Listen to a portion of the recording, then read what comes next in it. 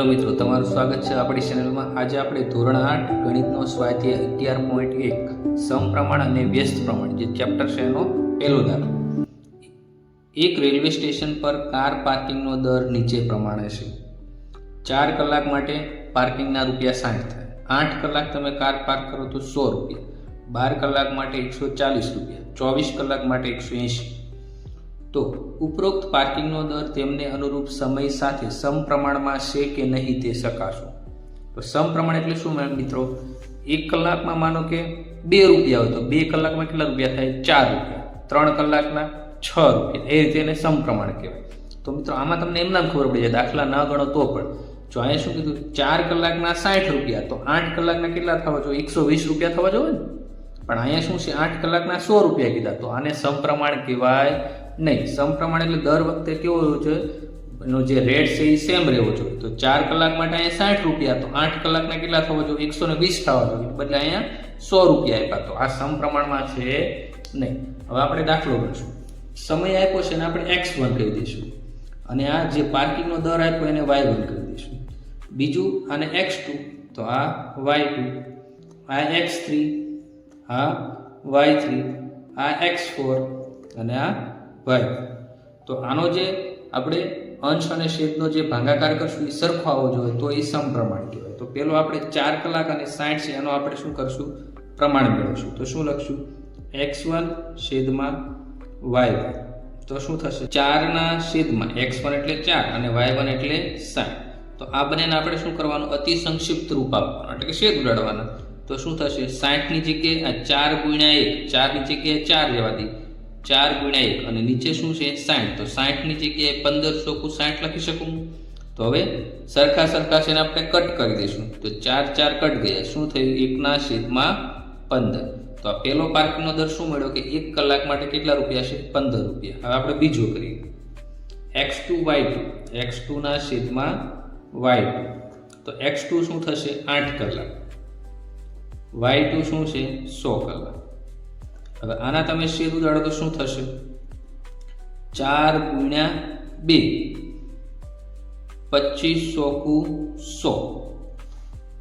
મિત્રો આ 100 ની જગ્યાએ 25 ચોકું 100 થાય, અને 8 ની જગ્યાએ 4 દુ 8, તો સરખા ઉડાડી દઈશું। 4 4 કરી દઈએ, તો શું વધ્યું? 2 ના છેદમાં 25। તો જો 1 કલાકના 15 થયા, તો 2 કલાકના 30 થવા જોઈએ ને, તો આ 2 કલાકના કેટલા મળ્યા? 25। તો આ સમપ્રમાણમાં છે નહીં। હવે આપણે ત્રીજું ચકાસીએ, x3 અને y3। તો x3 ના છેદમાં y3, તો x3 કેટલું છે? 12 કલાક, y3 કેટલું છે? 140 કલાક। 6 દુ 12 લખી શકીએ, 6 દુ 12, અને 70 દૂર કેટલા થશે? 140। તો 2 કટ થઈ ગયા, તો વધ્યું શું? અહીંયા 6। હવે 6 ની જગ્યાએ તમે શું લખશો? 3 ગુણ્યા 2, અને 70 ની જગ્યાએ શું લખશો? 35 ગુણ્યા 2, તો 2 કટ થઈ ગયા। તો ફાઇનલ આન્સર આપણો શું છે? 3 ના છેદમાં 35। હવે મિત્રો જો 1 કલાકના 15 હોય તો 2 કલાકના 30 આવવા જોઈએ, અને 3 કલાકના કેટલા આવવા જોઈએ? 45, એની બદલે કેટલા આવ્યા? 35। તો આ પણ સમપ્રમાણ છે નહીં। હવે આપણે x4 છે, x4 ના છેદમાં શું આવશે? y4। તો x4 કોને કીધું છે આપણે? 24 કલાક, અને આ 180, તો 24 છેદમાં 180। હવે જો 24 ની જગ્યાએ શું લખું? 8 તેરી 24, બરાબર, અને 18 ની જગ્યાએ શું લખું? 60 તેરી 180 થાય, 6 તેરી 18, અને આ શૂન્ય, 60 તેરી 180, તો 3 3 કટ થઈ ગયા। હવે 8 ની જગ્યાએ 4 ગુણ્યા 2, અને 30 ની જગ્યાએ શું લખું? 60 ની જગ્યાએ 30 ગુણ્યા 2, તો 2 કટ થઈ ગયા। હજી આના છેદ શું ઉડે? તો 4 ની જગ્યાએ 2 ગુણ્યા 2, 30 ની જગ્યાએ 15 ગુણ્યા 2, તો 2 કટ થઈ ગયા। તો શું વધ્યું? 2 ના છેદમાં 15। તો મિત્રો આમાં શું છે? એકી પ્રમાણ સમપ્રમાણમાં આવતું નથી। તો 1 કલાકના 15 થાય તો 2 કલાકના 30 આવવા જોઈએ, 3 કલાકના 45 આવવા જોઈએ, તો એકી રેટ છે સેમ છે નહીં। તો શું લખશું? આમ આપેલ કાર ને અનુરૂપ પાર્કિંગ દર સમપ્રમાણ નથી, સમપ્રમાણમાં નથી। પ્રશ્ન નંબર 2, એક રંગના મૂળ મિશ્રણના 8 ભાગમાં એક ભાગ લાલ રંગ મેળવીને મિશ્રણ તૈયાર કરેલ છે. નીચેના કોષ્ટકમાં મૂળ મિશ્રણનો ભાગ શોધો.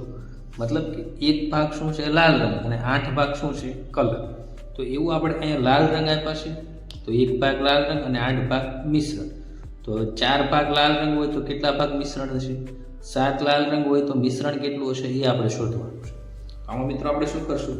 જેવું આગળના દાખલામાં આપણે x1 x2 ના આપ્યું હતું એવું આમાં કરી દઈશું. તો આપણે આને શું કહી દઈશું? x1 x2 x3 x4 અને x5. તો અહીંયા શું થશે? y1 y2 y3 y4 અને y5. હવે શું કરશું?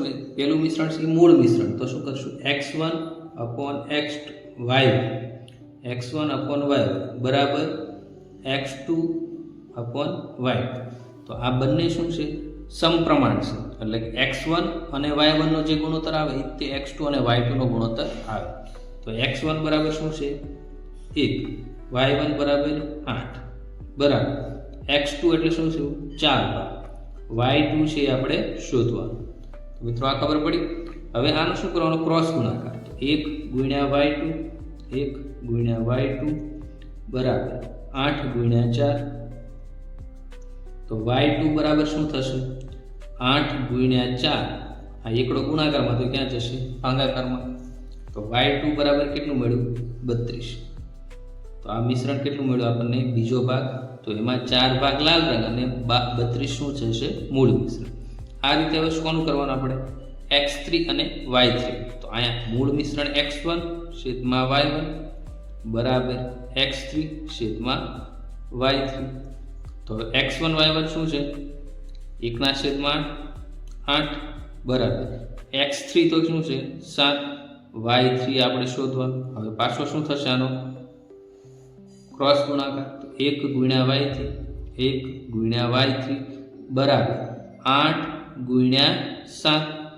તો આ એક સાથે y3 એટલે 1 તો y3 બરાબર 8 સત્તા 56 છેદમાં 1. તો y3 શું થશે આપણું? 56. હવે આ જ રીતે મિત્રો શું કરવાનું છે આપણે?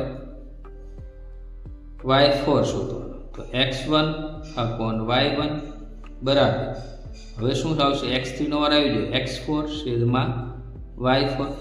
તો x1 y1 1/8 બરાબર x4 12 y4 આપણે શોધવાનું. તો 1 ગુણ્યા y4 1 ગુણ્યા y4 બરાબર 12 ગુણ્યા 8. હવે એકડો ગુણાકારમાં તો એ ક્યાં જશે? ભાગાકારમાં. તો y4 બરાબર 12 ગુણ્યા 8 છેદમાં 1. તો 12 8 કેટલા થશે? 96. તો y4 કેટલું મળ્યું આપણને? 96. તો આમાં શું થયું? 12 ભાગ લાલ રંગ અને 96 શું હશે? મૂળ મિશ્રણ. આ રીતે આપણે શું કરશું? y5 ગોતશું. તો x1 upon y1 બરાબર શું થશે? x5 છેદમાં y5. તો હવે x1 y1 તો આપણે ખબર જ છે 1/8 x5 20 y5 આપણે શોધવાનું. હવે 1 ગુણ્યા પાછો ક્રોસ ગુણાકારો કરવાનો. 1 ગુણ્યા y5 બરાબર આ બંનેનો ક્રોસ ગુણાકાર 8 ગુણ્યા 20. હવે y5 સાથે એકડો ગુણાકારમાં તો એ ક્યાં જશે? ભાગાકારમાં. તો 8 ગુણ્યા 20 એમ નામ છેદમાં શું થઈ જશે? 1. હવે 2 8 16 અને આ 0. તો y5 કેટલું મળ્યું આપણને? 160 મળ્યું. તો આ રીતે પહેલો ભાગ 32, બીજો ભાગ y3 56, ચોથો ભાગ 96 અને પાંચમો ભાગ 160. તો આ તમને મિશ્રણનો ભાગ મળી ગયો. પ્રશ્ન નંબર 3. પ્રશ્ન 2 માં લાલ રંગના પદાર્થના એક ભાગ માટે 75 મિલીલીટર મૂળ મિશ્રણ જોઈએ તો 1500 મિલીલીટર મૂળ મિશ્રણ માટે કેટલા ભાગના લાલ રંગનો પદાર્થ જોઈએ?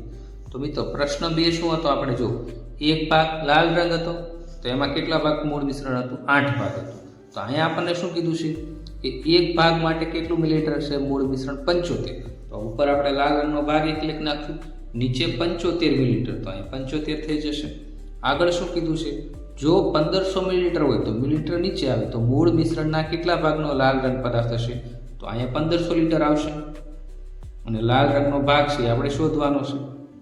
સરળતા ખાતર મેં તમને આ કોષ્ટક બનાવી આપ્યું છે. હવે આ ઉપરનો ભાગ છે ને આપણે શું કહીશું? x1 અને x2, બરાબર. આને શું કહીશું? y1, આને શું કહીશું? y2. તો આ બંને કેવા છે? સમપ્રમાણમાં છે. તો આપણે ગુણોત્તર લખશું. x1 છેદમાં શું આવશે? y1 બરાબર x2 છેદમાં y2. હવે x1 એટલે આપણો પહેલો ભાગ 1 છેદમાં 75 બરાબર x2 તો આપણે શોધવાનું છે. તો x2 એમના આના છેદમાં કેટલા આવશે? 1500. હવે શું કરવાનું મિત્રો? આપણે બેનો ક્રોસ ગુણાકાર, તો 1 ગુણ્યા 1500, 1 ગુણ્યા 1500, આ બંનેનો ક્રોસ ગુણાકાર બરાબર 75 ગુણ્યા x2, 75 ગુણ્યા x2. હવે x2 સાથે 75 ગુણાકારમાં, તો એ ક્યાં જશે? ભાગાકારમાં. તો 1500 એકા 1500 થઈ જશે. તો આ 1500 એમના છેદમાં કેટલા થઈ જશે? 75 બરાબર અહીંયા શું વધ્યું? x2. હવે મિત્રો આ 1500 છે તેની જગ્યાએ આવું લખી શકશું 15 ગુણ્યા 100 અને આ 75 જે છે તો એની જગ્યાએ આપણે શું લખશું? 15 પંચા 75. તો 15 શું થઈ ગયા? કટ થઈ ગયા. હવે આ 100 ની જગ્યાએ આપણે શું લખશું? 20 પંચા 100. તો આ 5 5 શું થઈ ગયા? કટ થઈ ગયા. તો આ x2 એમના. તો વધ્યું શું અહીંયા?